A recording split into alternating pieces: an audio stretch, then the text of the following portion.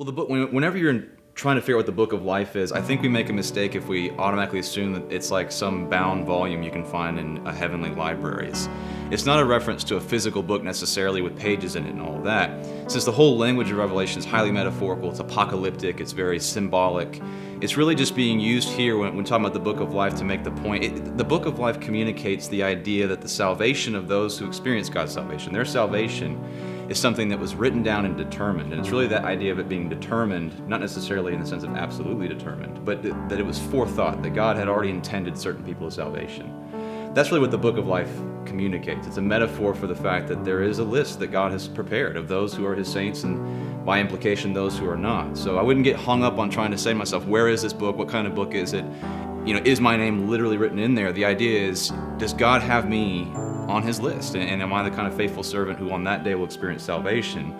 Or am I one of those who's in opposition to God, whose name is not written in the book of life at all?